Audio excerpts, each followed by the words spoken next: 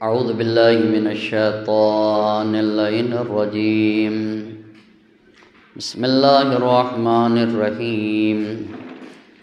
अल्हम्दुलिल्लाहि रब्बिल आलमीन। अस्सलातु वस्सलामु अला अशरफिल अंबियाइ वल मुरसलीन खातमिन नबिय्यीन सय्यदना व मौलाना अबिल क़ासिम मुहम्मद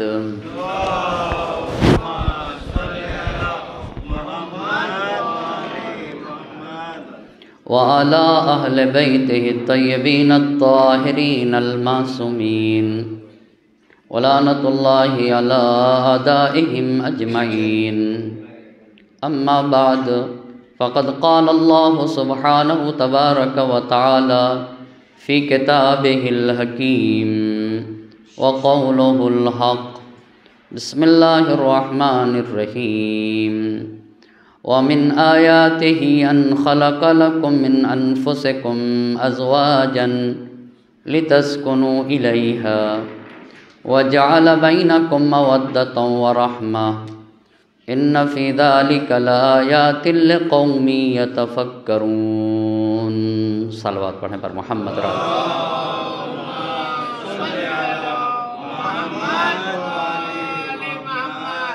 शब विलादत इमाम ज़ैनुल आबिदीन अलैहिस्सलातु वस्सलाम है। अम्मा सल्ली अला मुहम्मद व आले मुहम्मद। आप तमामी हज़रात के खिदमत में इस विलादत बासादत के तहनियत और तबरीक अर्ज़ करता हूँ।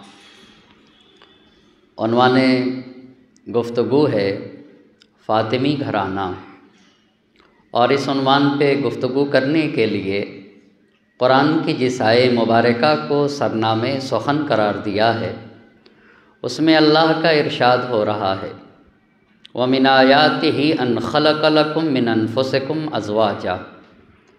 अल्लाह की निशानियों में से एक निशानी ये है कि अन ख़लक़ लकुम मिन अनफुसिकुम अज़वाजा, कि तुम्हारे दरमियान में से एक को शौहर बनाया और एक को शरीके हयात बनाया। का इसके ज़रिए से खुदा पहचाना जाता है। वमिन आयातिहि अन ख़लक़ लकुम मिन अनफुसिकुम अज़वाजा लितस्कुनू इलैहा, ताकि तुम्हारी ज़िंदगी में सुकून और इत्मीनान की फ़िज़ा कायम हो। व जअल बैनकुम मवद्दतन व रहमा, और उसी खुदा ने तुम्हारे दरमियान मोहब्बत भी कायम की और रहमत भी। यानी अगर एक दूसरे की मोहब्बत दिल में पाई जाती है तब भी लुत्फ़ परवरदिगार है, और अगर किसी के यहाँ मोहब्बत के इज़हार का सलीक़ा पाया गया तो ये भी लुत्फ़ परवरदिगार है। इन्न फ़ी ज़ालिका लआयातिन लिक़ौमिन यतफ़क्करून। इसमें तो उन लोगों के लिए निशानियाँ हैं जो लोग सोचते हैं, जो लोग गौर करते हैं और जो लोग फ़िक्र करते हैं। बात यहाँ तक पहुँचे कि घर तरबियत गाह को कहा जाता है, जहाँ सालेह तय्यब व ताहिर पाक लोगों की तरबियत होती है, उसे घर कहा जाता है। और कुरान ने भी कई तरह के घरों का तज़किरा किया। एक अबू लहब का घर, दूसरा फ़िरऔन का घर, तीसरा जनाब नूह अलैहिस्सलाम का घर, और चौथा अली व फ़ातिमा का घर है, जिसकी कायनात में नज़ीर नहीं, वो बैत फ़ातिमा है। जब कुरान की ये आयत नाजिल हुई फ़ी बुयूतिन अज़िनल्लाहु अन तुरफ़ा, घरों में कुछ घर ऐसे हैं कि जिनके बुलंद करने का हुक्म अल्लाह ने दिया है। तो जब कुरान की ये आयत नबी पाक ने पढ़ी तो एक मशहूर साहब खड़े हुए और कहने लगे कि अल्लाह के नबी ये बताइए, कुरान में ये आयत कह रही कुछ घर ऐसे हैं जिन्हें बुलंद करने का हुक्म दिया गया, इन घरों से किसके घर मुराद हैं? तो अल्लाह के नबी ने कहा अंबिया के घर मुराद हैं। अंबियाए किराम के घर वो घर हैं जिन्हें कुरान कहता है इसे बुलंद होना चाहिए। तो उनसे न रहा गया, अपने दिल की बात कहते हुए, निकालते हुए कहा कि ये बताइए क्या उन घरों में अली और फ़ातिमा के घर भी शामिल है? यानी अंबिया के घरों में अली और फ़ातिमा का भी घर शामिल है। तो नबी ने फरमाया कि अली और फ़ातिमा का घर अंबिया के घरों से अफजल है। अली और फ़ातिमा का घर अंबिया के घरों से अफजल है। अफजलियत बैत अली और फ़ातिमा साहिब तफसीर अल बुरहान ने लिखा है, यही घर हमारे लिए आइडियल है, यही घर हमारे लिए उस्वा है और यही घर हमारे लिए नमूने अमल है, यहीं से ज़िंदगी के उसूल मिलते हैं। तो क्या किया जाए कि हमारे घरों की बुनियादें मजबूत हो जाएं, हमारे घरों की बुनियादों में इस्तेहकाम पैदा हो जाए। पहली बात, अपनी फ़िक्र को पॉजिटिव किया जाए, इसके लिए इल्म और दीन की ज़रूरत है। दूसरी बात यह है कि सिर्फ़ और सिर्फ मोहब्बत को दिल में न रखे रहे, इस मोहब्बत का इजहार होना चाहिए। और इजहार भी कल बताया कि औलाद से भी अगर मोहब्बत है तो उसका इजहार, बेटी से भी मोहब्बत है तो उसको इजहार करना चाहिए, और मियाँ बीवी से भी जो मोहब्बत है उसका भी इजहार होना चाहिए। क़ौलुर्रजुल लिलमरअति इन्नी उहिब्बुके ला यज़हबु मिन क़ल्बिहा अबदन। अपनी अपनी बीवियों से, इस जुमले पे गौर करिएगा, अपनी बीवी से कहा करो। आप गौर कर रहे नहीं, दूसरों को कह देता इंसान कि हम तुम्हें चाहते हैं, पर हदीस कह रही कमाल ये है कि अपनी शरीक हयात से कहो कि मैं तुम्हें चाहता हूँ और तुमसे मोहब्बत करता हूँ, तो कभी भी तुम्हारी मोहब्बत उसके दिल से बाहर न जाएगी। एक सलवात पढ़ें बर मोहम्मद और आले मोहम्मद।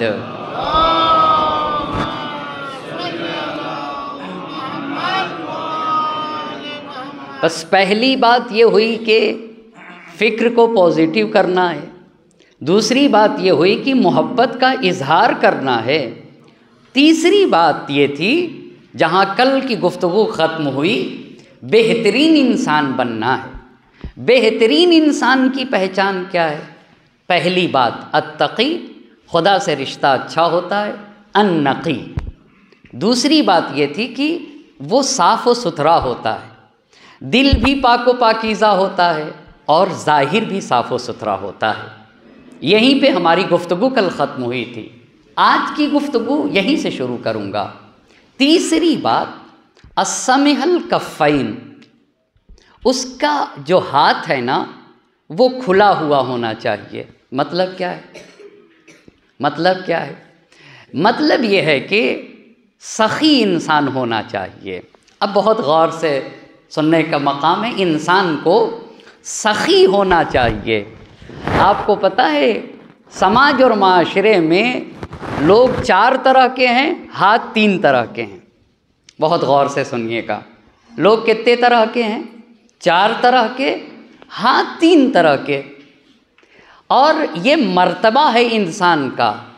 अब मैं हुजूर पाक की हदीस पढ़ता हूँ। तीसरी गुफ्तगू है कि इंसान को सखी होना चाहिए।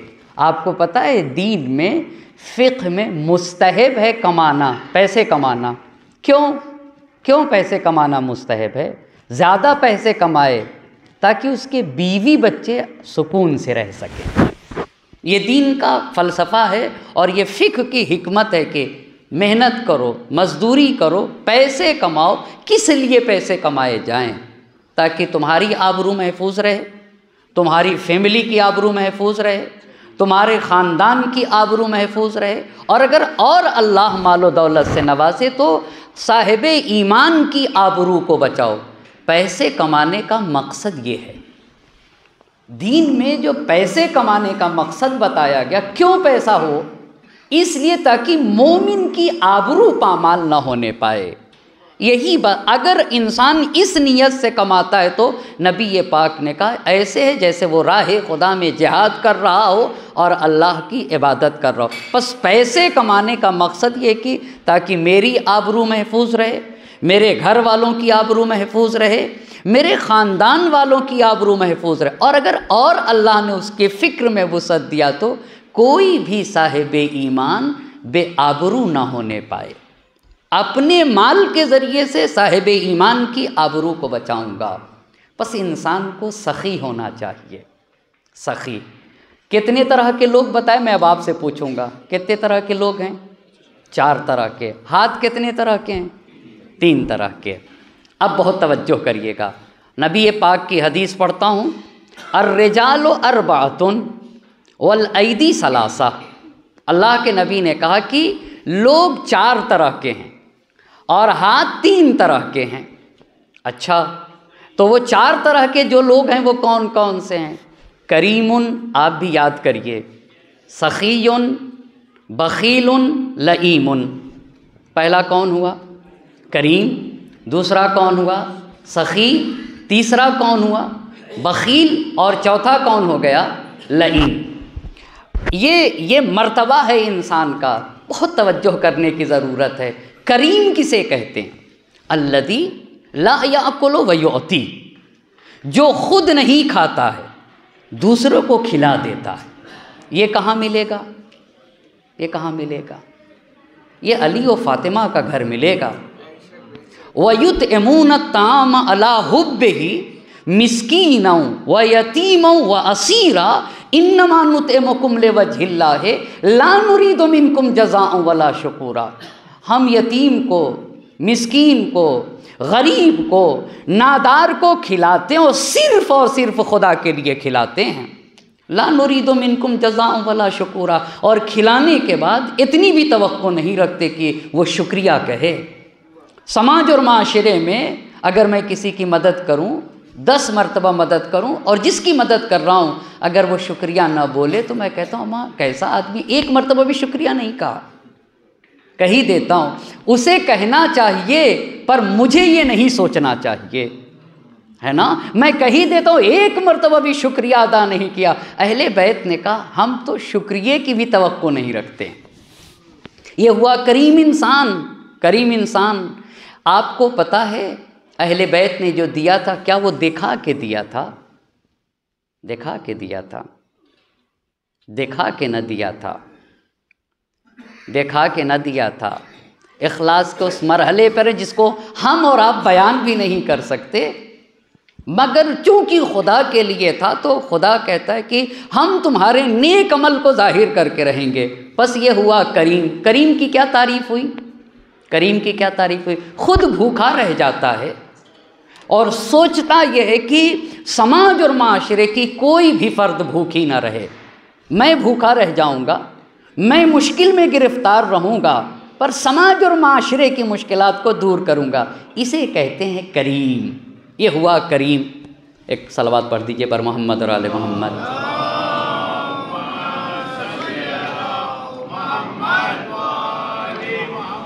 दूसरा इंसान है सखी। सखी किसे कहा जाता है? सखी अल्लदी याकुलु व युअती। सखी उसे कहते हैं कि जो खुद भी खाता है और दूसरों को भी खिलाता है। ये इंसान सखी है जो खुद को भी खाता है, खुद भी खाता है और दूसरों को भी खिलाता है। ये बताइए पहचानूं कैसे कि मैं सखी हूँ या सखी नहीं हूँ? ये कैसे पहचाना जाए? इसका कैसे अंदाज़ा होगा? इसका कैसे तजुर्बा होगा? ये कैसे पहचाना जाए? अपनी मेहनत से कमाया हुआ पैसा जिसमें खून पसीने लगे हों और वो किसी को दे देना, ये आसान काम नहीं है। ये आसान काम है। कभी कभी तवज्जो करने की ज़रूरत है। पैसा मेरे अंडर में होता है, ये एक सूरत, और कभी कभी मैं पैसे के अंडर में होता हूँ, ये दूसरी सूरत है। आप गौर कर रहे नहीं कर रहे? कभी कभी पैसा मेरे अंडर में होता है, ये एक बात, और कभी कभी पैसा मेरे अंडर में नहीं होता है। मैं किसके अंडर में होता हूँ? पैसे के अंडर में होता हूँ। मतलब क्या हुआ? अगर आसानी से जेब से पैसे दूसरे के लिए निकल जाएं तो समझ लेना चाहिए कि पैसे पर मेरी हुकूमत है और पैसा मेरे अंडर में है। लेकिन अगर इंसान की जेब से दूसरे के लिए पैसा ना निकले तो क्या समझना चाहिए? पैसा मेरे इख्तियार में नहीं है, मैं पैसे के इख्तियार में हूँ। मेरी पैसे के ऊपर हुकूमत नहीं है, पैसे की मुझ पर हुकूमत है। बस पहला इंसान हुआ करीम, दूसरा इंसान हुआ सखी, अल्लज़ी याकुलु व युअती, जो खुद भी खाता है और दूसरों को भी खिलाता है। तीसरा इंसान बखील है, कंजूस। कंजूस किसे कहा जाता है? कंजूस किसे कहा जाता है? अल्लज़ी याकुलु वला युअती, जो सिर्फ और सिर्फ खुद खाता है। हम अच्छा कपड़ा पहने, हम अच्छे घर में रहें, हमारे पास सारी सहूलतें होना, लेकिन न अपने भाई का ख्याल, न अपने दोस्त अहबाब का ख्याल, न पड़ोसी का ख्याल, सिर्फ और सिर्फ अपने बारे में सोचता है। ऐसा इंसान को बखील कहा गया है। बस सबसे बड़ा मर्तबा करीम का, करीम से नीचे किसका? सखी का, सखी से नीचे बखील, और बखील से भी गया गुजरा इंसान लईम है। लईम किसको कहेंगे? पस्त इंसान। अल्लज़ी ला याकुलु वला युती, अच्छे कपड़े पहन सकता है, अच्छे घर में रह सकता है, अच्छे खाने खा सकता है, ना तो खाता ही है और नहीं खिलाता है। बस पहला खुद भूखा रह जाए, दूसरे को खिलाता है। सखी खुद भी खाता है, दूसरे को भी खिलाता है। बखील सिर्फ खुद खाता है, दूसरे को नहीं खिलाता। पस्त इंसान किसे कहते हैं? न खुद खाता है और नहीं दूसरे को। अच्छे घर में रह सकता है, साहिबे ईमान हो, तुम्हें अच्छे घर में रहना चाहिए, पर नहीं रहता, नहीं रहता। ऐसे इंसान को रिवायत ने कहा कि ये बखील इंसान है। ये जो बेहतरीन इंसानों की, करीम तो सबसे अफजल, बेहतरीन इंसानों की पहचान बताई गई, वो सखी है। ये जो सखावत है ना, अगर इंसान बखील है, समाज और माशरे में आपको देखने को मिलेगा, बखील इंसान अपने बीवी बच्चों के साथ नहीं कर सकता, और कभी कभी ये बुख्ल उसको लईम और पस्त बना देता है। अपने भी इतना पैसे की उसके ऊपर हुकूमत हो जाती है। अब अपने सातवें इमाम की सखी अगर इंसान है ना, तो वो ज़िंदगी में और अल्लाह के यहाँ कितने उसके मर्तबे को बुलंद करते, यही सखावत। इसके लिए इस रिवायत को आपकी खिदमत में अर्ज़ करना चाहूँगा। घर में जो इंसान हो उसे सखी होना चाहिए, सखी होना चाहिए। सातवें इमाम, इमाम मूसा कासिम अलैहिस्सलातु वस्सलाम का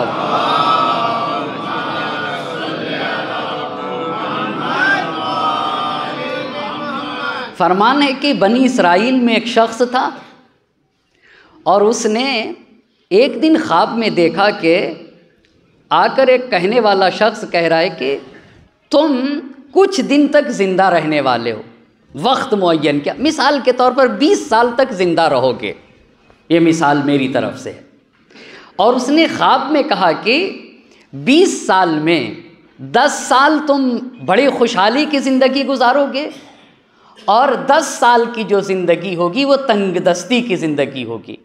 ये बताओ कि तुम आया खुशहाली की ज़िंदगी पहले चाहते हो और बदबख्ती की ज़िंदगी बाद में, या पहले बदबख्ती वाली ज़िंदगी चाहते हो, बाद में खुशहाली की ज़िंदगी? इसने क्या कहा? इसने क्या कहा? क्या कहा आप बताइए? नहीं, इसने कहा कि अपनी बीवी से मशवरा करूँगा। तो क्या बीवी से मशवरा किया जा सकता है? जी क्यों नहीं डर रहे क्या? अब यहाँ कोई नहीं है, एक सलवात पढ़े पर मोहम्मद और आले मोहम्मद।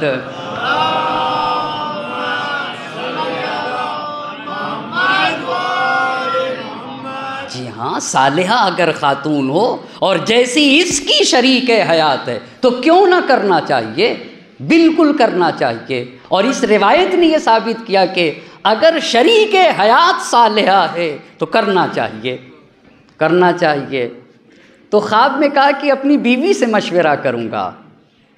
अच्छा, अब ख्वाब से बेदार हुए, बीवी से मशवरा किया कि मैंने ऐसा ख्वाब देखा है कि मिसाल के तौर पर 20 साल मैं ज़िंदा रहूँगा, 10 साल खुशहाली के और 10 साल तंगदस्ती के, गुर्बत में गुजरेंगे। तुम बताओ मैं किसको पहले लूँ, क्योंकि मुझसे पूछा गया कि पहले खुशहाली की ज़िंदगी या तंगदस्ती की ज़िंदगी। बड़ी सालेहा बीवी थी, तो उसने कहा कि अल्लाह से, उस शख्स से कहो कि हम पहली जो 10 साल की ज़िंदगी है वो खुशहाली की ज़िंदगी चाहते हैं। बीवी ने कहा था। अच्छा, अब फिर सोया तो दूसरे दिन वो शख्स फिर ख्वाब में आया और आकर पूछता है कि क्या चुना, किस मसले को लिया। तो कहा कि हम चाहते हैं कि खुशहाली की ज़िंदगी को लें। बहुत तवज्जो करिएगा। कहा अच्छी बात है।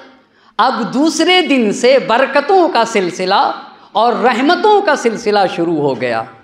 अब जब इसके पास माल दौलत और खुशहाली का ज़माना आया तो बीवी कहती है कि ऐसी बीवियां भी तो हों, अपने भाई का ख्याल करो, अपने माँ बाप का ख्याल करो, अपने चचा का ख्याल करो, अपनी फूफी का ख्याल करो, अपने रिश्तेदारों का ख्याल करो, पड़ोसियों का ख्याल करो। बहुत तवज्जो। अभी हमारे पास खुशहाली के ज़माने हैं, शायद इसी की बरकत से वो जो 10 साल तंगदस्ती के आने वाले, अल्लाह हम पर लुत्फ़ रहम कर दे और वो तंगदस्ती का ज़माना भी खुशहाली में बदल जाए। ऐसी शरीक हयात को सालेहा बीवी कहा जाता है। कितनी अजीम बात कही। अब ये अपने चचा का ख्याल, अपने भाई का ख्याल, ये सखी ही इंसान की तो पहचान होती है। ये सखावत ही तो इंसान को कहता है कि अगर अल्लाह ने मुझे दिया है तो मैं भी खाऊं और दूसरा भी खाए। एक इंसान कितना खा सकता है? आप इंसाफ से बताइए। मेरे पास 20 घर हैं, अच्छी बात है, होना चाहिए, मगर कितने घर में रहूँगा एक वक्त? कितने घर में रहूँगा? तो एक घर में रहूँ, 1-2 घर अपने भाई को, अपने चचा को, अपनी फूफी को, अपने खाला को, अपने रिश्तेदार को किराए पे दे दूँ, किराए ही पे दे दूँ, मुख्तसर किराए पे दे दूँ। एक वक्त में इंसान कितने घर में रह सकता है भाई साहब? कितने घर में रह सकता है? खुद भी खाओ, दूसरों को भी खिलाओ, खुद भी फ़ायदा उठाओ, दूसरों को भी। कल एक सलवात पढ़ दे बर मोहम्मद आले मोहम्मद।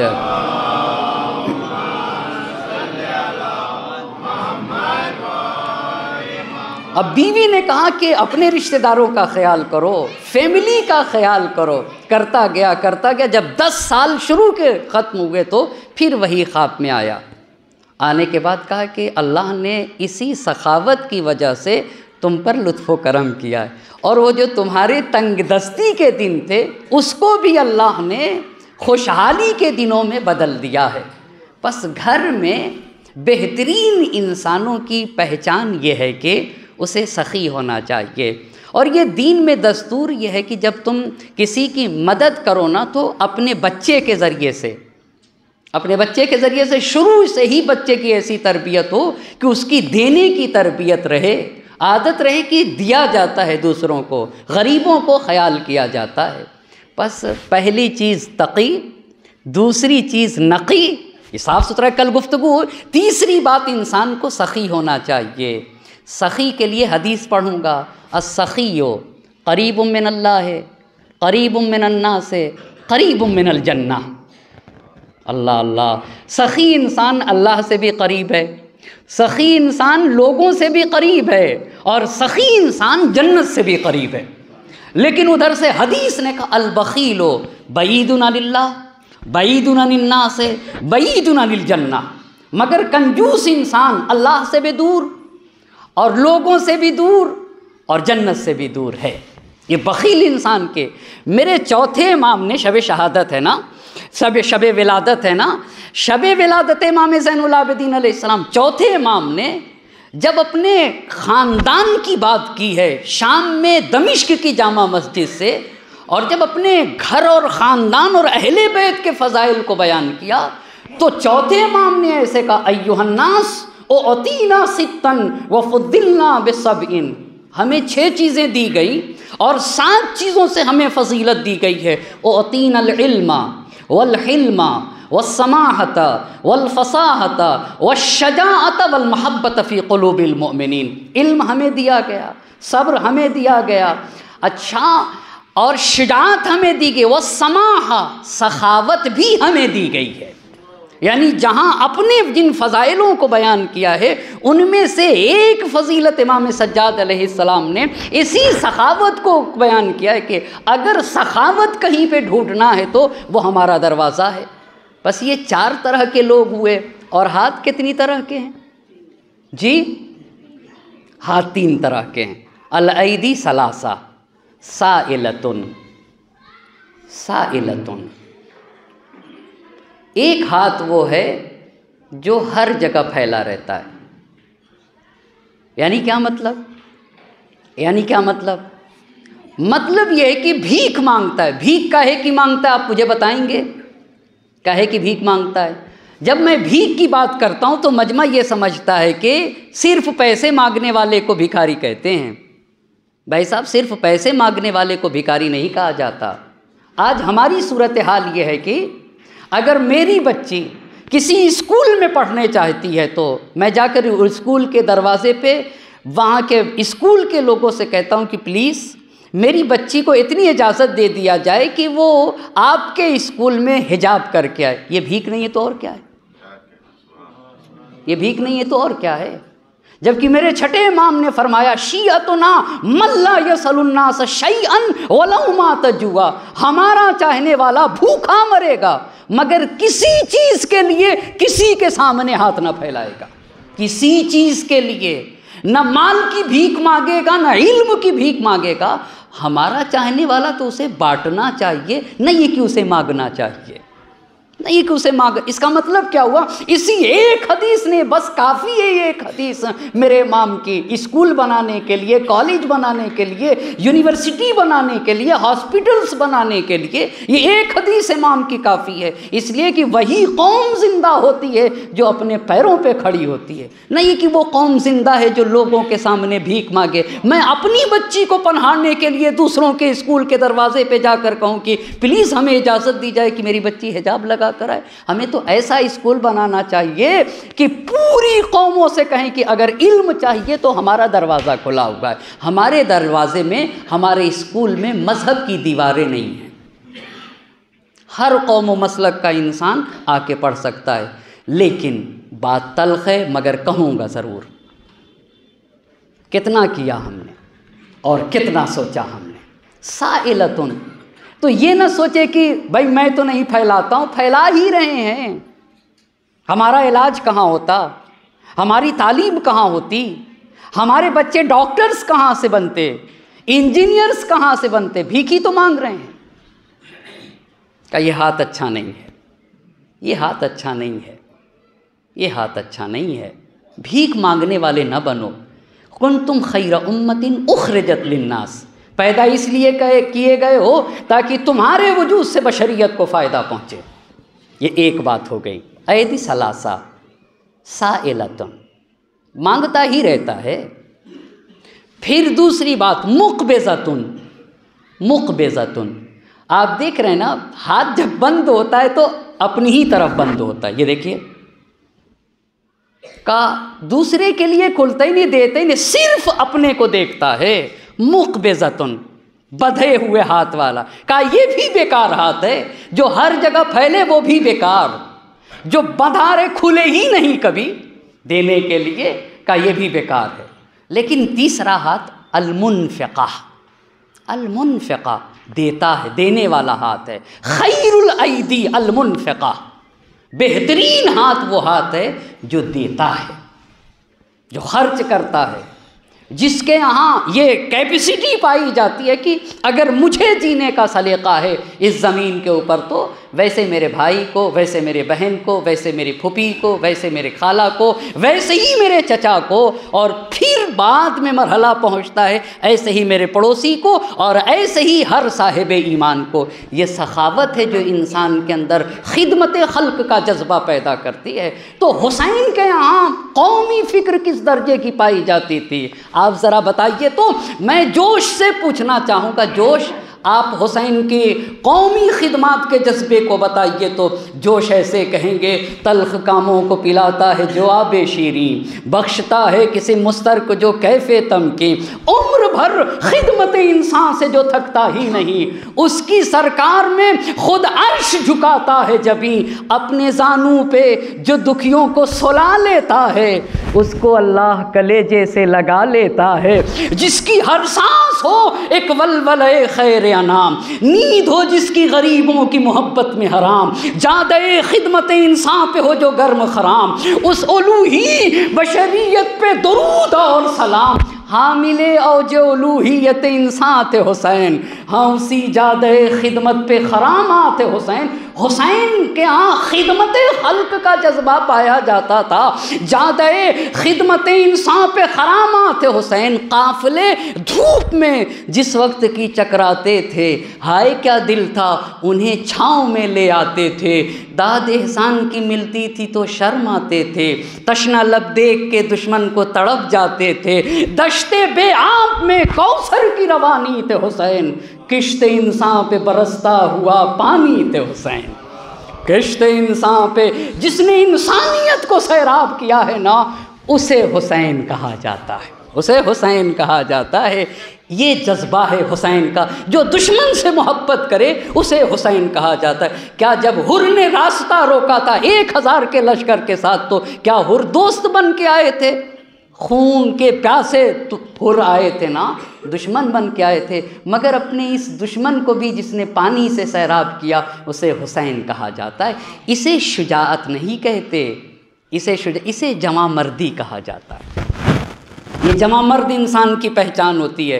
तो शुजाअत जब यहाँ तक बात ले आया, तो शुजाअत और जमा मर्दी में क्या फ़र्क है? जंग खंदक में अम्र बिन अब्दवत जैसे सुरमा को ज़ेर कर देना, इसे शुजाअत कहा जाता है। ये शुजाअत है। किसी पहलवान को पटक दीजिए, पर अगर वो तौहीन करे और तौहीन करने के बाद सीने से उतर आना और ये चाहना कि मेरे अमल में गैर खुदा शरीक ना होने पाए, इसे जमा मर्दी कहा जाता है, जो अली मुर्तज़ा ने जंग खंदक में किया।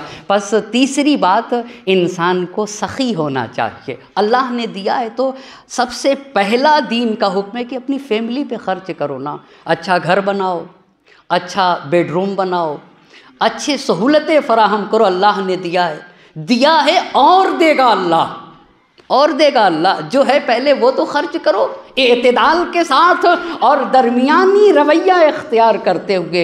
इंसान को सखी होना चाहिए। इतनी बात हो गई, 3 बातें। चौथी बात, अन्नक़ियत तरफ़ैन, 2 हिस्सा पाक होना चाहिए, एक ऊपर का हिस्सा और एक नीचे का हिस्सा। यानी क्या मतलब?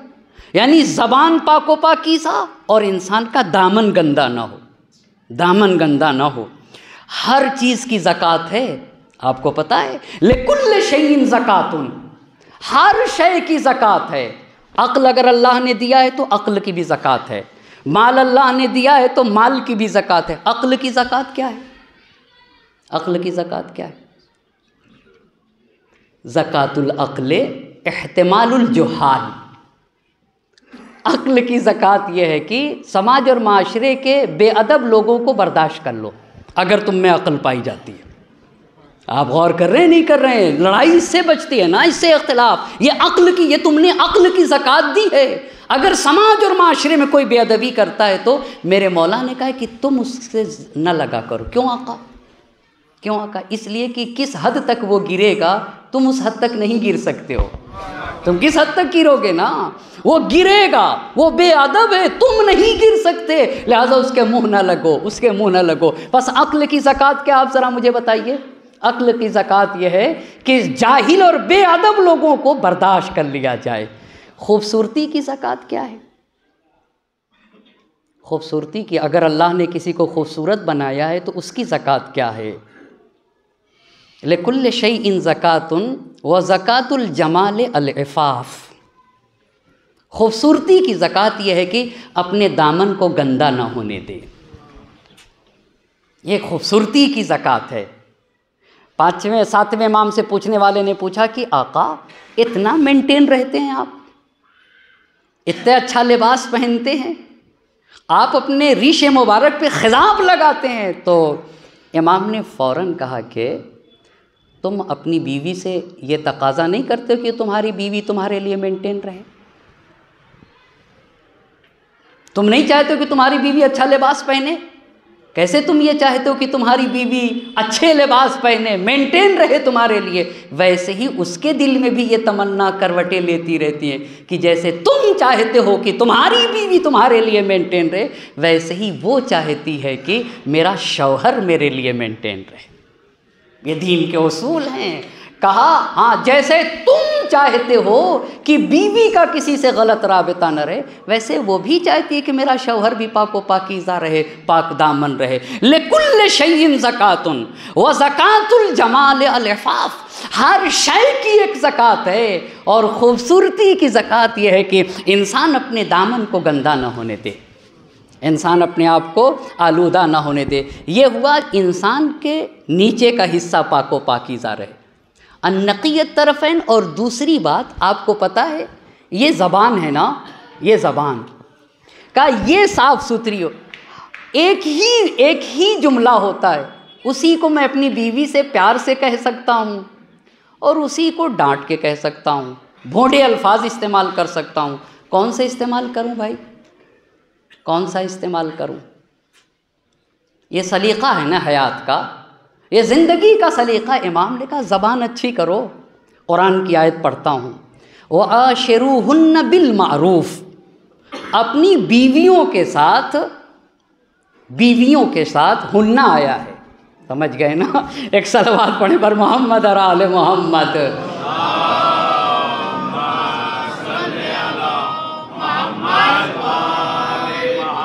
यानी मतलब ये कि जितनी बीवियां हों, कितनी हो सकती हैं, कितनी हो सकती हैं? एक सलवात पढ़ दे बार मोहम्मद और आले मोहम्मद, सल्ले अला मोहम्मद व आले व आशिरूहुन्न बिल मारूफ, इनके साथ नेकियां किया करो। होता क्या है, अब ये कुरान की आयत है, होता क्या है कि जब किसी जवान की किसी लड़की से शादी हो जाती है तो अब शैतान आता है, लड़के के पास भी आता है और लड़की के पास भी आता है और आके कहता है कि अगर तुम्हारी शादी इस लड़की से के बजाय इससे हो जाती तो बेहतर था। देखो वो कितनी अच्छी है, वो कितनी अच्छी है, वो कितनी अच्छी है। फिर लड़की को भी आके बहकाता है कि अगर इसके अलावा दूसरे लड़के से हो जाती तो तुम्हारे लिए बहुत अच्छा होता। और फिर कुछ लोग इसी फिक्र में कुढ़ने लगते हैं, अम्मा कैसी से शादी कर लिया, लेकिन जब तक निकाह नहीं हुआ था कह रहा था इसी से करेंगे। आप गौर कर रहे हैं, जब तक निकाह नहीं हुआ था वो ये कह रहे थे नहीं भाई मुझे तो यही चाहिए, और जैसे ही निकाह हुआ उधर से शैतान आता है। कुरान कहता है कि जब भी कोई ऐसी सूरत पैदा हो जाए ना तो सब्र कर लेना, सब्र करना, इसलिए कि जिससे रिश्ता हो गया इसी में अल्लाह ने खैर कसीर रखा है। बहुत तवज्जो करिएगा, पूरी कुरान की आयत पढ़ना चाहूँगा। वाशिरूहुन्ना बिल मारूफ, अपनी बीवियों के साथ नेकी किया करो। नेकी क्या, फ़इन करहतुमूहुन्ना, और अगर ऐसी कैफियत आए कि नापसंद करने लगो तो फ़असा अन तकरहू शैअन, बहुत सारी चीज़ें हैं कि तुम नापसंद करते हो, वयजअलल्लाहु फ़ीहि खैरन कसीरा, लेकिन सब्र कर लेना इसलिए कि अल्लाह ने इसी में तुम्हारे लिए खैर कसीर रखा है। एक सलवात पढ़ दे बर मोहम्मद और आले मोहम्मद।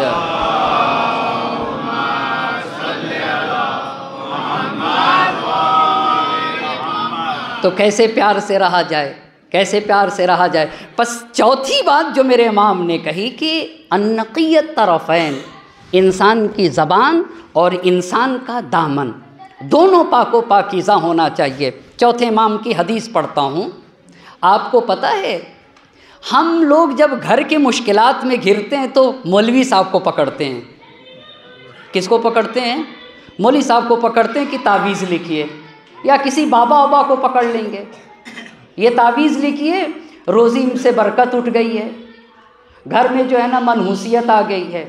मौलाना साहब बिल्कुल उदासी हमारे घर में है, कुछ तावीज़ लिख दिए। तो मौलाना साहब भी शायद लिख दें या कोई बाबा वाबा भी लिख दे, लेकिन मुश्किल बाहर की नहीं है, मुश्किल अंदर की है। गलत जगह आप चले गए, आप गलत जगह चले गए। मुश्किल बाहर की नहीं है। आपको पता है मुश्किल का है कि पहले देखिए घर में मेरी ज़बान तो ख़राब नहीं है, मुश्किल इसकी है ये सारी मुश्किलात मेरी ज़बान के ऊपर जाते हैं। मैं अपनी तरफ से बातें नहीं कहूँगा। सादिक़ आले मोहम्मद इमाम जाफ़र सादिक़ अलैहिस्सलातु वस्सलाम,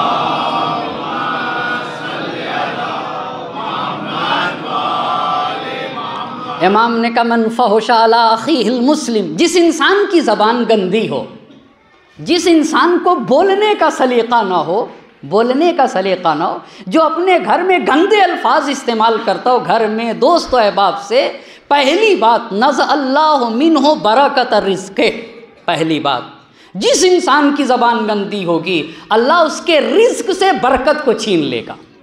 अजीब बात है, अजीब बात। इतनी ही नहीं, और वह वकलहु इला नफ्से, अल्लाह उसको उसके हाल पे छोड़ देगा। दुआओं में एक दुआ यह है कि रब्बे ला तकिलनी, ए मेरे अल्लाह एक लम्हे के लिए भी मुझको मेरे हाल पर ना छोड़ देना, एक लम्हे के लिए। कहा अगर तुम्हारी ज़बान गंदी हुई तो वकलहु इला नफ्से, फिर खुदा तुमको तुम्हारे हाल पे छोड़ देगा। ये दो बातें, पहली बात क्या हुई ज़रा आप बताइए, पहली बात क्या हो गई आप भी तो बताइए। अभी तो कहा रिस्क से बरकत उठेगी, दूसरी बात क्या है, तुमको तुम्हारे हाल पे छोड़ देगा। वह अफ़सदा अलैहि मईशता, और तुम्हारा कारोबार बर्बाद हो जाएगा।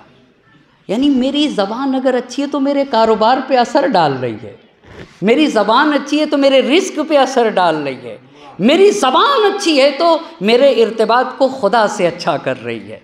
किसके साथ अच्छी हो, किसके साथ अच्छी हो। हदीस पढ़ना चाहूँगा। ये समाज और माशरे में कलाम मासूमीन को ज़्यादा से ज़्यादा पढ़ना चाहिए।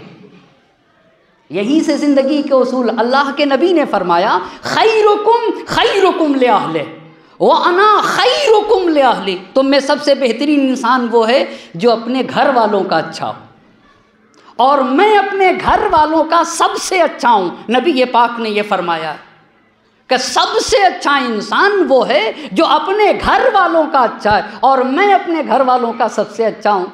कभी कभी कुछ लोग समाज और माशरे में ये कहते हैं अम्मा हम इसे बहुत अच्छा समझ रहे थे, ये तो बहुत ख़राब निकला। हम इसे बहुत अच्छा समझते थे, ये बहुत ख़राब निकला। ये बताइए आपने कहाँ का अच्छा देखा था, घर का अच्छा देखा था या बाहर का? आपने कहाँ अच्छाई का मेयार क्या था? जो इंसान अपने माँ बाप का ना हो वो आपका होगा भाई, जो इंसान अपने भाई का ना हो क्या वो आपका होगा? जो इंसान अपने सगे चचा का ना हो क्या वो आपका होगा? जो इंसान अपने खून का ना हो क्या वो बाहर का होगा? आप मुझे बताइए ना। दीन में कहा गया देखो किस इंसान का रिश्ता माँ बाप से अच्छा है, किस इंसान का रिश्ता उसके खूनी रिश्तेदारों से अच्छा है। जो अपने घर वालों का वफादार होगा वो बाहर का भी वफादार होगा। दीन के उसूल है, इसीलिए दीन ने कहा है कि जो अपने माँ बाप से लड़ा हो उसका बाइकाट करना चाहिए समाज और माशरे से, इसलिए कि जो अपने माँ बाप का ना हो वो आपका भी नहीं हो सकता। बस ज़बान अच्छी हो और दामन अच्छा हो। खूब, ये तो हुआ अगर ज़बान ख़राब हुई, ज़बान अगर ख़राब हुई तो रिज़्क़ से बरकत उठेगी। ज़बान अगर ख़राब हुई तो अल्लाह तुमको तुम्हारे हाल पे छोड़ देगा। ज़बान अगर ख़राब हुई तो तुम्हारा कारोबार बर्बाद हो जाएगा। बहुत तवज्जो करने की ज़रूरत है। मेरे चौथे इमाम ने फरमाया प्यार से बोला करो, प्यार से, अपनी बीवी से प्यार से बोलो, बच्चों से प्यार से बोलो, अपने माँ बाप से प्यार से बोलो, दोस्तों अहबाब से मोहब्बत से बोलो, पड़ोसियों से अच्छी तरह से बोला करो। क्यों आका? अलक़ौलुल हसन युसरी अलमाला, पहली बात कहा प्यार से बोलो तुम्हारे माल में बरकत होगी। अजीब बात है। फिर मुश्किल में गिरफ्तार हो तो ज़बान को सही कर लेना चाहिए।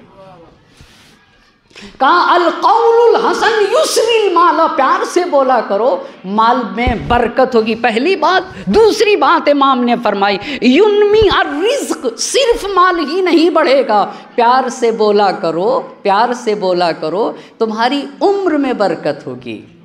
तुम्हारे, आपको पता है, आप ये बताइए कि जनाबे लुक़मान ने अपने बेटे से कहा कि बेटा एक बकरा ज़िबह करो और उसका सबसे अच्छा हिस्सा 2 हिस्से लेके आओ, जो सबसे अच्छा हो। तो लुकमान हकीम के बेटे ने बकरा ज़िबह किया। आप बताइए क्या क्या लेकर आया? ज़बान और कल्ब लेके आ गया, दिल। फिर का दूसरा बकरा ज़िबह करो, का सबसे ख़राब लेकर आओ, 2 जुज़ सबसे ख़राब लेकर। अब क्या लेकर आया? अब क्या लेके आया? फिर ज़बान और दिल लेके आ गया। आपको पता है कितना गहरा राबिता है? अब मैं एक मिसाल पता नहीं दी है नहीं दी, फिर देना चाहूँगा। अब ये बताइए कि इसमें पानी है, इसे उड़ेलूँगा, क्या गिरेगा? पानी गिरेगा। क्यों भाई साहब? क्यों? इसमें पानी है, इसमें पानी है, तो बर्तन में जो चीज़ है ना वही उससे बाहर आती है। तो मेरे कल्ब के ज़र्फ़ में क्या रखा है? आप बताइए, मेरे कल्ब के ज़र्फ़ में क्या रखा है? ये ज़ाहिर कहाँ से होता है? ज़ाहिर कहाँ? ज़बान से ना। जो कल्ब में है वही ज़बान से बाहर आएगा। जो इंसान झूठ बोलता है ना, ये झूठ नहीं बोलता, झूठ बोल के बताता है मेरे कल्ब में इसके सिवा कुछ भी नहीं है। यही तो बताते भाई, जो ज़र्फ़ में है वही उससे बाहर आता है, वही उससे। इसीलिए मेरे मौला ने कहा है तकल्लमू तो अरफू फ़इन्नल मरा मख़बून तहता लिसाने। बोलो पहचाने जाओगे। क्यों आका पहचाने जाओगे? इसलिए कि इंसान अपनी ज़बानों के तले छुपा हुआ है। मेरे इमाम ने कहा अल क़ौलुल हसन, प्यार से बोला करो। क्यों आका? प्यार से। अपनी शरीके इंसान नंगो आर समझता है। एक बात कहूँ, माँ बाप इंसान के साथ नहीं रहते, भाई बहन इंसान के साथ नहीं रहते, उसकी शरीके हयात ही इंसान के साथ रहती है। यानी एक मर्द अपनी बीवी के काम आता है और एक शरीके हयात अपने शौहर के काम आती है। समाज और माशरा अगर बीवी के कोई ख्याल करता है तो कहते हैं जोरू का ग़ुलाम हो गया है। यानी ये मुझे नहीं पता यहाँ है या नहीं है, हमारी तरफ ऐसे कहा जाता है। एक सलवात पढ़े बर मोहम्मद और आले मोहम्मद।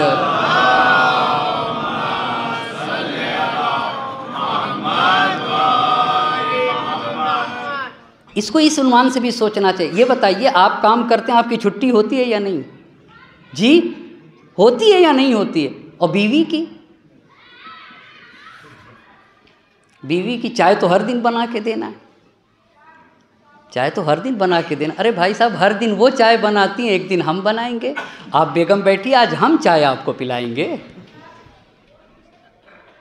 इंशाल्लाह आगे की गुफ्तगू में अर्ज़ करूँगा, प्यार से बोला करो, प्यार से बोला करो। यही ज़िंदगी है, कल वहाँ पछताएंगे कि ऐ काश मोहब्बत से बोले होते तो यहाँ काम आएंगे। प्यार से बोलो। क्यों आका? चौथे इमाम ने कहा अल क़ौलुल हसन युस्रिल माल, माल में बरकत होगी। युनमिर रिज़्क़, उम्र में बरकत होगी। तीसरी बात युनसी अल अजल, ये जो नागहानी मौत हो जाती है एक्सीडेंट का होके, जल के या किसी दीवार के गिर जाने से, कहा अगर ज़बान अच्छी रहेगी तो नागहानी मौत से बच जाओगे, कहा नागहानी मौत से बचोगे। चौथी बात, कोई है हम में जो ये ना चाहता हो कि मुझे पूरा माशरा मुझसे मोहब्बत करे? कोई है? हर आदमी चाहता है कि लोग मुझे इज्जत की निगाह से देखें, सोसाइटी में मेरा एहतराम किया जाए। तरीक़ा क्या है? तरीक़ा के इमाम ने कहा क़ौलुल हसन युहब्बिबु फिल अहल। अगर तुम्हारी ज़बान अच्छी रही ना तो सारा माशरा तुमसे मोहब्बत करेगा, सारा मुआशरा तुमसे मोहब्बत करेगा। क्यों? ये ज़बान का अच्छा इंसान है, ये ज़बान इस इंसान की अच्छी है। पांचवी बात, इतना ही नहीं अच्छी ज़बान करेगी, युदखिलु अल जन्नह। पांचवी बात यह है कि अगर ज़बान अच्छी है ना तो ये अच्छी ज़बान तुम्हें बहिश्त में पहुंचा देगी। एक सलवात पढ़ दे बर मोहम्मद और आले मोहम्मद।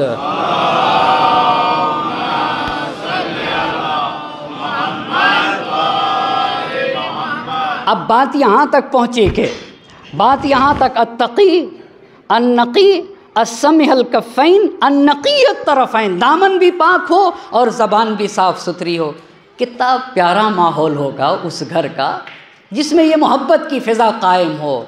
अच्छा, इतनी बात अब अर्ज़ की, उसके बाद कहते हैं कि अच्छे एक इंसान की, अभी तक तो बीवी की गुफ्तगू है, अभी तक तो शौहर और बीवी की गुफ्तगू थी, अब फिर इमाम ने एक अहम बात की तरफ, अलबिर्र बिवालिदैहि, अलबिर्र बिवालिदैहि। आपको पता है समाज और माशरे में जब जवान लोग, अलबत्ता सारे जवान ऐसे नहीं हैं, अपने पैरों पे खड़े होते तो फिर अपने माँ बाप को भूल जाते, फिर माँ बाप को भूल जाते। अच्छे इंसानों की पहचान ये है कि वो अपने माँ बाप का ख्याल करते हैं, अपने माँ बाप का। चौथे इमाम ने सहीफ़े सज्जादिया की 24वीं दुआ मुकम्मल अपने माँ बाप के बारे में की है। आप उसको जाके देखें 24वीं दुआ में कैसी गुफ्तगू की है। ये एक बात। रिसालतुल हुकूक में माँ के बारे में मेरे इमाम ने क्या कहा और बाप के बारे में मेरे इमाम ने क्या। हर इंसान के लिए मैं नबी पाक की हदीस पढ़ना चाहूँगा। हदीस कहती है कि अपनी माँ की पेशानी को चूमा करो, अपनी माँ की पेशानी को बोसा दिया करो। मन क़ब्बला बैना आइनई उम्मे कान लहू सत्रम मिनन नारे। अपनी माँ की पेशानी को चूमा करो। अगर कोई अपनी माँ की पेशानी को चूमता है ना तो कान लहू सत्रम मिनन नारे, कल तुम्हें जहन्नम से निजात मिलने का बेहतरीन रास्ता है। तुम अपनी माँ की पेशानी को चूमा। आपको मैं बताऊँ, ये बताइए, अगर ये शीशे का गिलास हो और ये यहाँ से गिर जाए और टूटे तो आवाज़ होगी या नहीं होगी? जी आवाज़ होगी ना। पर अगर माँ का दिल टूटे या बाप का दिल टूटे, माँ और बाप का जब दिल टूटता है तो उसमें आवाज़ नहीं होती है। ख़याल खातिरे अहबाब चाहिए हरदम, अनीस ठेस ना लग जाए आप गीनों को। इतना ख्याल करो अपने माँ बाप का कि मेरे माँ बाप के दिल को ठेस ना पहुँचने पाए। पता है नबी के पास आकर कहा कि अपनी माँ, शेख आज़म अंसारी इतने बड़े मरजे वक्त हर रात को पहले अपनी माँ का हाथ चूमते थे फिर सोते थे, पहले अपनी माँ का हाथ चूमते थे फिर सोते थे। और हर सुबह घर से बाहर निकलने से पहले अपनी माँ को पहले बाखबर करते थे कि माँ बाहर जा रहा हूँ, और फिर माँ को बताने के बाद जाते थे। आपको पता है क्या मैं अपनी बीवी से कह सकता हूँ कि मेरे माँ बाप के कपड़े धुलो? भाई मुझे नहीं कहना चाहिए। मेरे माँ बाप हैं, मेरे माँ बाप हैं, मेरे बीवी के माँ बाप नहीं हैं। मैं इस सादत से अपने को क्यों महरूम करूं? क्यों कहता हूं कि तुम मेरे अम्मा अब्बा के? भाई अगर मेरी बीवी करे भी तो मुझे अपनी बीवी से कहना चाहिए कि नहीं भाई मेरे माँ बाप हैं, मैं धुलूंगा, ताकि ये खिदमत का शरफ मुझे मिल सके। आया एक बूढ़ा इंसान, एक शख्स हमारे छठे इमाम के पास आने के बाद कहता, आका मेरे बाबा बूढ़े हैं और इतने बूढ़े हैं कि अपने हाथ से खा भी नहीं सकते, मैं लुकमा बना के अपने बाबा को खिलाता हूँ। तो इमाम ने कहा कि इन इस्तताअता अन तलिया ज़ालिका फ़फ़अल, अगर हो सके तो तुम खुद किया करो। तुम खुद क्यों आका? फिर इमाम ने कहा वलक़िम हो बेयदिक, अपने हाथ से लुकमा बना के खिलाया करो। क्यों आका? फ़इन्नहु जुन्नतुन लक, का अगर हो सके तो तुम खुद किया करो। यही तुम्हारा लुकमा बना के अपने बाप को खिलाना, यही तुम्हारे लिए जहन्नम का सिपर बन जाएगा। का खुद किया करो, खुद किया करो। बात को समेटूं और आहिस्ता आहिस्ता अब मजलिस को और आज के गुफ्तगू बग़ैर मसाइब के, क्योंकि शब विलादत है, और इसके बाद की गुफ्तगू इंशाअल्लाह कल से करूँगा और चंद अहम बातों की तरफ इशारा करना चाहूँगा। लेकिन माँ बाप ही इंसान की ज़िंदगी में बड़ा अहम किरदार अदा करते हैं। कोई ये ना सोचे कि अगर मेरे पास पैसे हैं तो उसमें मेरी कोई ख़ास बात है, अगर अल्लाह ने मुझे कमाल से नवाजा है तो। भाई साहब, इंसान के जब माँ बाप रात की तारीकी में उठ के दुआ करते हैं ना अपनी औलाद के हक़ में, तो फिर औलाद को कमालात नसीब होते हैं। तो फिर औलाद को, अल्लामा मजलिसी ऐसे ही नहीं बने थे। अल्लामा मजलिसी के वालिद मुल्ला तक़ी मजलिसी रहमतुल्लाह अलैह नमाज शब के लिए जब उठे तो देखा कि उनकी रूही कैफियत में बदलाव आ रहा है और ऐसी हो रही है कि कोई उनसे कह रहा था कि जो मांगोगे दे देंगे। जो मांगोगे, अगर हमको कुछ भी मिला है ना, सब हमारे माँ बाप का सदका है, और कल वहाँ कुछ भी मिलेगा तो इन्हीं माँ बाप की रज़ा से मिलेगा। ये हदीस कुदसी है, मन रज़िय मिन्हु वालिदा फ़अना मिन्हु राज़िन, जिससे उसके माँ बाप राज़ी, मैं खुदा उससे राज़ी हूँ। तो मुल्ला तक़ी मजलिसी रहमतुल्लाह अलैह ने खुदा की बारगाह में हाथों को उठा के कहा, ए अल्लाह, मेरे बच्चे मजलिसी को खादिम अहले बैत बना दे। ये एक बाप की दुआ थी। शेख आज़म अंसारी ने अपनी माँ की खिदमत किया तो शेख आज़म अंसारी बने। दीगर मराजे उलमा के हालात पढ़ूँ तो गुफ्तगू बहुत तुलानी होगी और कई मजलिसें चाहिए इस पर, लेकिन सहीफ़े सज्जादिया से इमाम की विलादत की तारीख़ है। 24वीं दुआ से कुछ फ़िक्रे पढ़ना चाहूँगा, जिसमें इमाम ने अपने वालिद इमाम हुसैन के लिए और अपनी वालिद माजिदा जनाब शहरबानों के लिए इमाम ने कुछ दुआएं कि अल्लाहुम्मा खफ़िज़ लहुमा सौती, ए मेरे अल्लाह, मेरी आवाज़ को मेरे माँ बाप के लिए नर्म बना दे। अल्लाह अल्लाह, यानी जब मैं बोलूँ अपने माँ बाप से ना तो नरमी से बोलूँ। वो अतिब लहुमा कलामी, ए अल्लाह, मुझे ये तौफीक दे कि जब मैं अपने माँ बाप से बोल रहा हूँ तो ऐसे लगे जैसे मेरे दहन से फूल झड़ रहे हों, मेरे कलाम में खुशबू, मेरा कलाम मुअत्तर हो।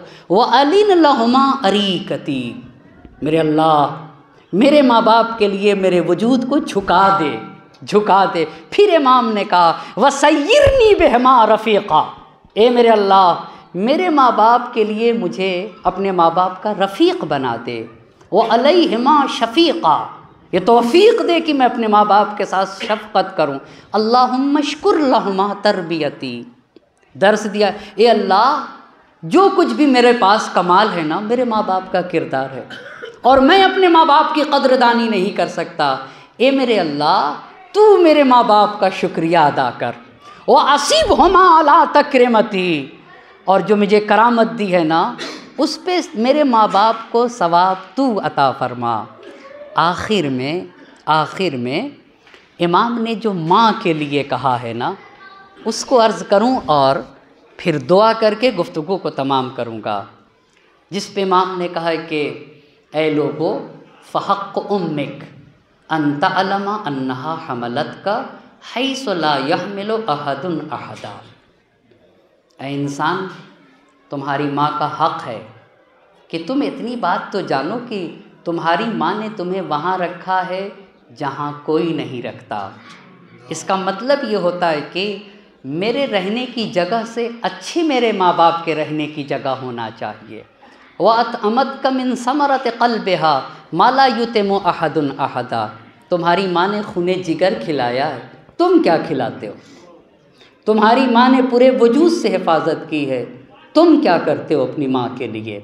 फिर इमाम ने कहा जब तुम ज़मीन पर आए तो तुम्हारी माँ के लिए रहने के जगह न थी, पहनने के लिए लिबास न थे, पीने के लिए पानी न था। फ़रज़ियतन तशबअ व तजुवहिया, खुद भूखी रही, तुम्हें खाना खिलाया, खुद धूप में रही, तुम्हें साए में रखे रही, खुद बेलिबास रह गई पर तुम्हें लिबास पहना दिया। तुम्हारी माँ रात भर जागती रही पर तुम्हें सुला दे रही। तुम्हारी माँ का वजूद तुम्हारी खिलकत का ज़र्फ़ बना रहा। फिर इमाम ने कहा तुम्हारी माँ का सीना तुम्हारे सैराब होने के लिए चश्मा बना रहा। तुम्हारी माँ का वजूद तुम्हारी हिफाजत का ज़रिया बना रहा।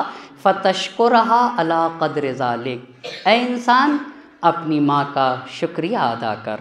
वला तक़दिरु अलैहि इल्ला बिऔनिल्लाहि व तौफ़ीक़िह, और ख़ुदा से दुआ किया करो कि अल्लाह हमें अपने माँ बाप के साथ और अपनी फैमिली के साथ, अपने बच्चों के साथ, अपनी शरीके हयात के साथ, अपने ख़ानदान के साथ और अपने पड़ोसियों के साथ, अपने महल्ले वालों के साथ, दोस्त अहबाब के साथ, उस्ताद के साथ, कौम व मिल्लत की हर फ़र्द के साथ हुस्ने सलूक की तौफ़ीक मरहमत फ़रमाए। अस्सलामु अलैकुम व रहमतुल्लाहि व बरकातुह। आखिर में खुदावंद आलम की बारगाह में दुआ करूँगा, इलाही बिहक़्क़ि ज़हरा व अबीहा व बअलिहा व बनीहा व सिर्रिल मुस्तौदअ फ़ीहा 10 मरतबा बिस्मिका या अल्लाह या अल्लाह या अल्लाह या अल्लाह हो या अल्लाह हो या अल्लाह, या अल्लाह हो या अल्लाह हो या अल्लाह हो या अल्लाह। माबूद तुझे वास्ता है मोहम्मद और आले मोहम्मद का, हमको अहले बैत अलैहिस्सलाम की तालीमात पर अमल करने की तौफ़ीक़ मरहमत फरमा। पाक परवरदिगारा हमें अपने वालिदैन के साथ उसने सलूक की तौफ़ीक़ मरहमत फरमा। हमें अत्हार अलैहिस्सलाम की सीरत पर चलने की तौफ़ीक़ मरहमत फरमा। माबूद तुझे वास्ता है मोहम्मद और आले मोहम्मद का, हाज़रीन महफ़िल की तमाम हाजात शरिया को पूरा फरमा और हम में जो भी जिन मुश्किलात में गिरफ़्तार हैं उनकी मुश्किलात को बरतरफ़ फरमा। वक्त के इमाम को हमसे राज़ी व खुशनूद फरमा, उनके ज़ुहूर में ताजील फरमा और हमें उनके आवान व अंसार में शुमार फरमा। रब्बना तक़ब्बल मिन्ना इन्नका अंतस समीउल अलीम।